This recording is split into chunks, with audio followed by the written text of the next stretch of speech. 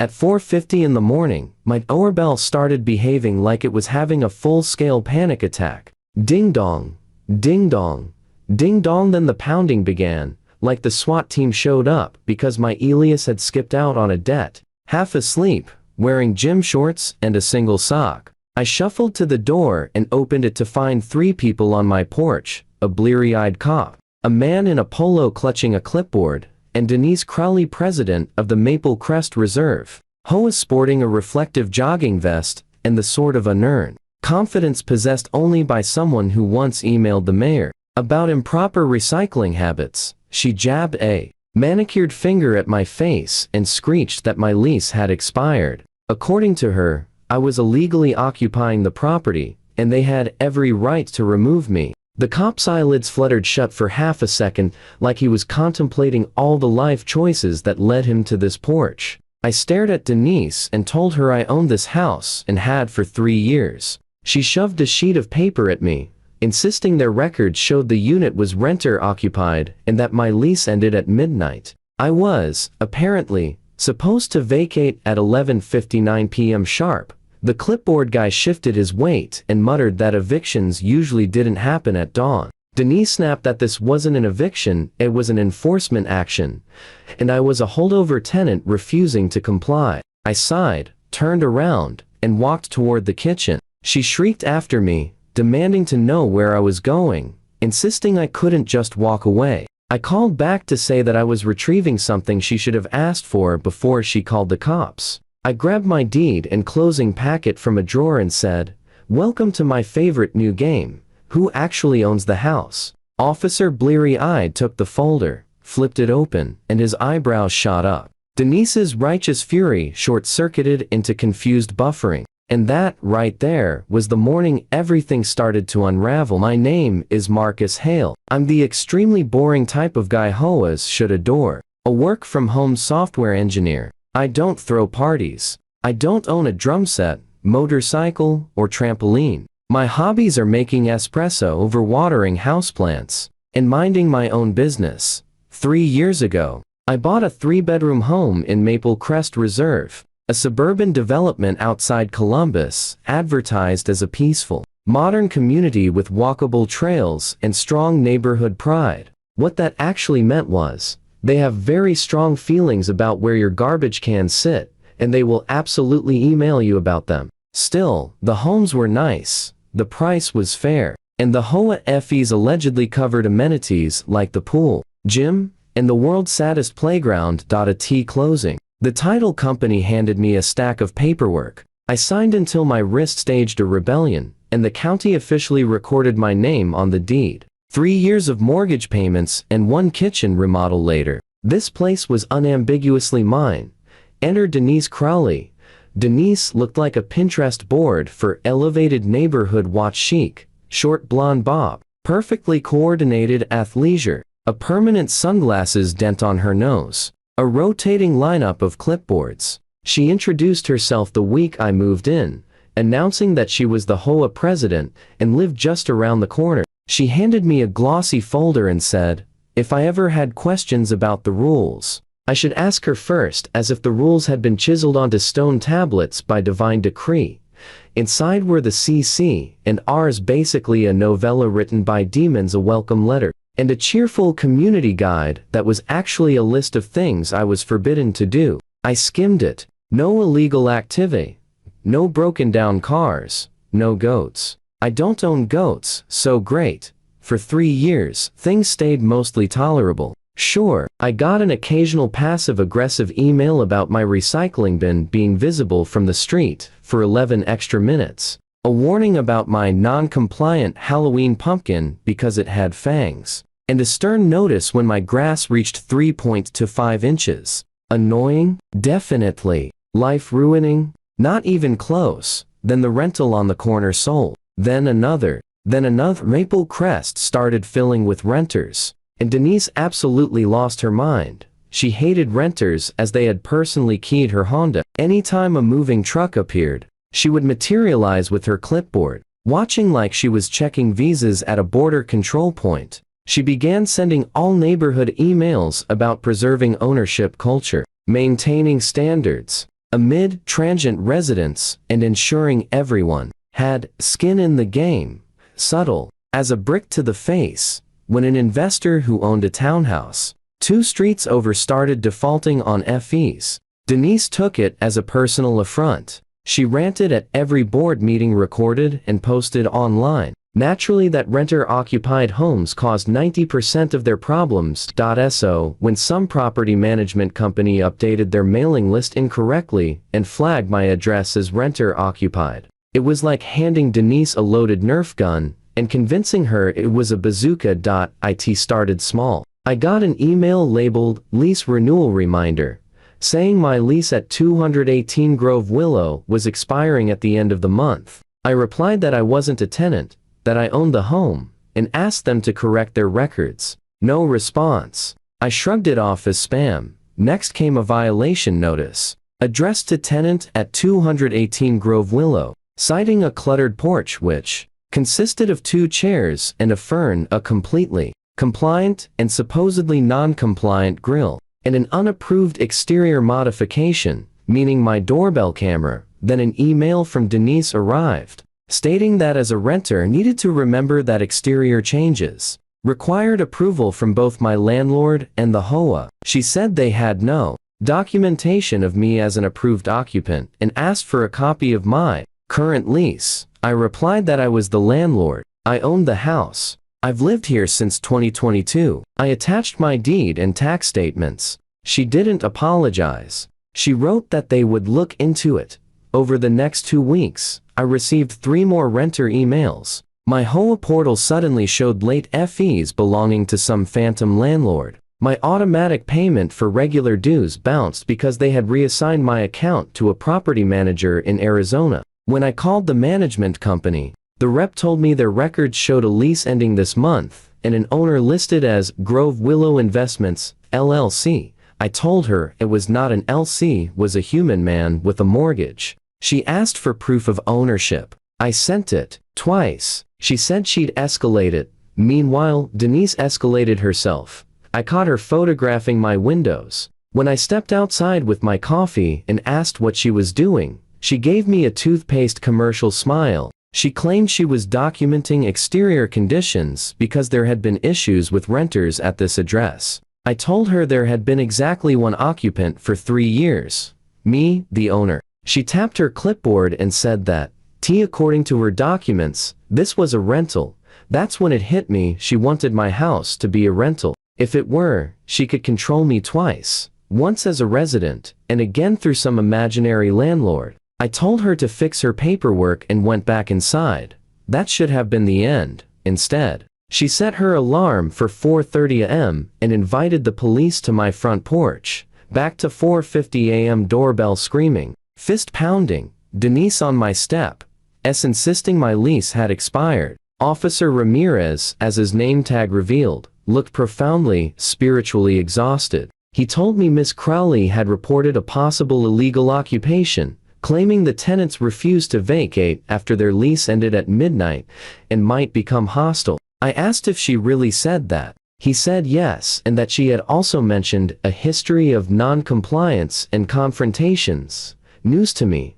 I handed him my deed. Ramirez reviewed it, pulled out his in-car computer, typed, and nodded. County records confirmed Marcus Hale as the owner since April 2022. No liens. No foreclosure. Everything clean. He turned to Denise and said this was not a rental house and that her records were incorrect. Denise flushed red and snapped that the system must be wrong. Ramirez repeated that the county showed I owned the home. The property manager cleared his throat and said they might be working from an outdated report from when the developer still owned some units. He added that he was only present because Denise insisted there was an active eviction. Denise insisted that the board had voted to terminate my non-existent lease due to repeated violations, and that my refusal to leave constituted trespassing. I stared at her and said she couldn't terminate a lease that did not exist, and even if I were renting, the HOA had zero authority to evict anyone.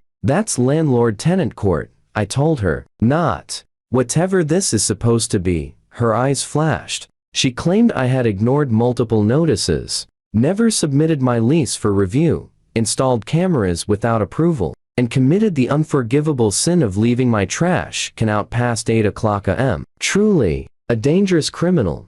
Officer Ramirez raised a hand and asked Denise whether she had told dispatch that I was illegally squatting in the home, refusing to vacate, and might be dangerous. Denise hesitated, then said she did tell them I might be confrontational, and that I was ignoring a lawful order. Ramirez asked, "A lawful order from who?" Denise answered, "The whole like that should have cleared everything up." Ramirez exhaled hard. "Okay," he said, "here's the situation." He told her she had made a false report, misrepresented her authority, and dragged him out at dawn for what amounted to an administrative paperwork screw-up. She barked that it was a serious one. He turned to me and asked if I wanted to file a report. I said, yes, harassment, false report, and trespassing if she stepped onto my property without permission, which, by the way, she had. Denise's jaw dropped. She sputtered that I couldn't do that she was the HOA president, and this was part of her job. Ramirez told her it was not her job to misuse 911 or impersonate a landlord. That was the moment I realized this was not going to be one of those let it go situations. This was going to be war we're fought with PDFs. I work with databases all day. You know what makes my brain hum? Documentation. So I spent the next week assembling a digital murder board, county deed and tax records with my name, every original closing document, screenshots of my HOA payment history, every email Denise or the management company has ever sent me, and that 4:50 a.m. lease termination notice she taped to my door after the fact. There it was in black and white, pursuant to HOA authority and board vote. Your lease is hereby terminated for failure to comply with occupancy documentation policies and repeated violations.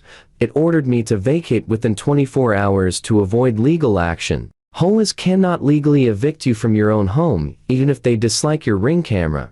I took everything to a real estate attorney named Jordan Mendez. Jordan skimmed the stack, leaned back, let out a low whistle, and said, "Wow, she's ambitious," he added. "She really thinks she's the sheriff, the landlord, and the county recorder all at once." He pointed out the highlights. Denise's fake lease termination letter could easily qualify as attempted wrongful eviction. Her 4:50 a.m. 911 call labeling me an illegal occupant was a false report. Suppose she stepped on my property uninvited to inspect anything. That was trespassing, and her fabricated tenant records were being weaponized to treat me differently from other owner-occupants, which could become a fair housing nightmare if interpreted the wrong way. He asked if I wanted to light her up. I said yes with more enthusiasm than I anticipated. So we got to work. Jordan filed a harassment and wrongful eviction complaint with the city, sent a very serious letter to the management company and the HOA board while copying the HOA's insurance, and submitted an open records request for the 911 call and police report. The 911 audio was art. Denise announced that she was the HOA president, and that illegal tenants were refusing to leave. She claimed their lease had expired, that they were ignoring all notices, and that she feared the tenants might become violent. I paused the recording and told Jordan that during this supposed standoff, I was wearing one sock and holding a mug that read "Introverts Unite Separately." Jordan said, "Yeah, she's in trouble." The management company, once they realized county records proved I was the owner and their own system was a disaster, shifted from, "We'll escalate this," to "We had no idea. Please don't sue us," in about 48 hours. They scheduled an emergency board meeting. Before attending, I spent the weekend talking to my neighbors. Turns out Denise's antics were not limited to me. She had entered one guy's backyard to measure his grass height. She threatened another resident's teenage son with law enforcement because he had parked slightly crooked. She sent lease verification demands to 3 other actual homeowners she decided were too young to really own their properties. A pattern of behavior was practically gift wrapped for me. By the time the emergency HOA meeting rolled around, people literally brought popcorn. The Maple Crest clubhouse with its beige walls, harsh fluorescent lights, and folding chairs looked like the physical embodiment of an email thread with 20 unintended recipients. Denise sat at the front table like an empress presiding over her court, flanked by 2 board members who seemed desperate to be anywhere else.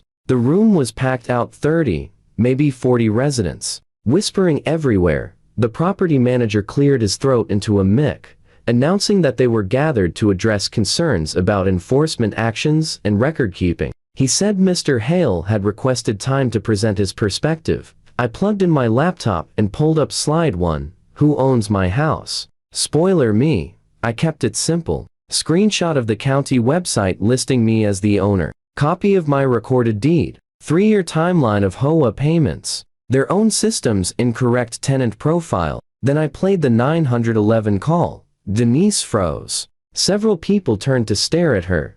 Next slide. A photo of the 4:50 a.m. notice she taped to my door. Next slide. A header reading, things the HOA cannot do. Bullet points, evict residents, terminate leases, call 911 to remove someone from their own home. Then I read from the city's landlord-tenant code and the state's HOA statute portions Jordan had cheerfully highlighted. I said, Miss Crowley has repeatedly referred to me as a tenant despite receiving documented proof of ownership and has treated renters as second-class residents. That's not just obnoxious, it's legally risky. Murmurs rippled through the room. Someone in the back said louder than intended, she did that to me too. I clicked to the next slide. Anonymized emails from neighbors describing her inspections, threats, and comments about which streets felt less stable. I didn't even need to editorialize. I just read. The property manager looked like he wished the floor would open up and consume him. I said that on advice of counsel, I had filed complaints with the city and state, and retained an attorney to pursue civil remedies for harassment and attempted wrongful eviction. I noted that the responding officer encouraged me to do so, and documented that the HOA president's report was not accurate. I displayed the police incident summary with every name blacked out except Denise's thundercloud silence. The PTA meeting version of a riot. An HOA insurance representative whom I hadn't even noticed finally spoke. She said they were not made aware that the president was initiating what could be construed as an eviction. If an HOA officer misrepresents their authority and abuses emergency services, she said coolly, that creates significant liability exposure. Translation, the money people were furious. Denise grabbed the mic and barked that everything was out of context. She claimed she was protecting the community from a potentially dangerous squatter, and that this was her duty. The insurance rep cut her off. It is not your duty to impersonate a landlord, law enforcement, or property management. Then Ron, the quiet treasurer who had barely spoken in 3 years, cleared his throat. I move, he said, that we remove Crowley as president immediately for misuse of authority and endangering the association. Dead silence. Then a voice. I second. Someone else shouted to put it to a vote. They did. 4 out of 5 board members raised their hands. The only hand still down belonged to Denise. The property manager, sounding almost relieved, announced, the motion passes. Effective immediately, Miss Crowley is removed as president and suspended from the board pending further review. Denise spluttered that they couldn't do this, that she was the HOA, and that without her leadership, the community would become a rental free for all. Someone muttered, promise? From the back. She stormed out, knocking over a folding chair. The door slammed. Right then my phone buzzed. It was Jordan. The city investigator had opened a file on the 911 misuse, and management wanted to discuss a settlement. The city fined her $1,500 for misuse of emergency services and issued a formal warning that another false report could result in criminal charges. My attorney filed and very quickly settled a civil claim for harassment and attempted wrongful eviction. The settlement covered my legal fees, roughly $4,000, plus an additional $5,000 in damages. Denise had to pay everything personally because the HOA's insurance refused to cover her actions. At the next board meeting, when the property manager read the settlement terms aloud, Denise sat in the back row, arms crossed, face the color of a stop sign. She stood up, snapped, "This is ridiculous. and stormed out for the last time. She never attended another meeting. Within a month, a for sale sign appeared in front of her.